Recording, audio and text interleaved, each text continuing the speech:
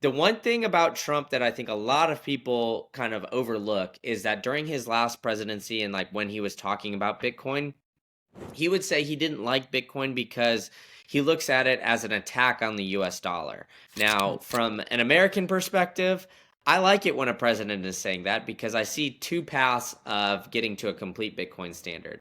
I see one path where we get presidents and people in office who just absolutely don't care about the country and the longevity of the United States. They keep printing so they can stay in power, make donors happy, make the rich get richer, the poor get poorer, keep that wealth gap expanding, and everything crashes and burns.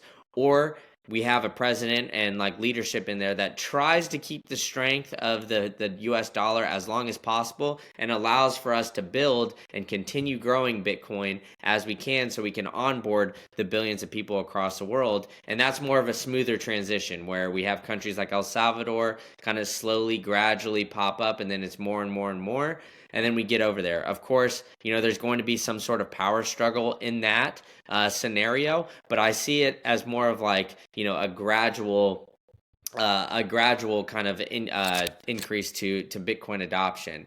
Now, that's where I think that we're going. I'm hoping that we're going that. I think his Trump's pick for the vice president of JD Vance was a huge shout to everybody in the Bitcoin community and crypto, I guess, to a lesser extent. So I think his policies on there, he realizes two things. I think Trump's very smart businessman and guy that can lead the country out of the other options that we got. Probably in the best path. And I think he sees Bitcoin as like almost like new tech, right? Like we saw the tech boom that happened in Silicon Valley. What happened? Why are we seeing entrepreneurs and everything kind of move out to other places?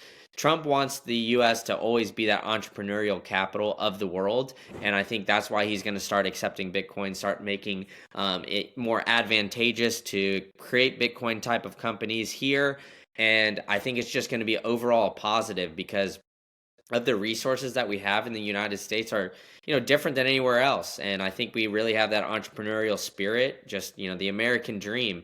I think it's been kind of dying here lately, like, housing affordability and everything else has been going down dramatically.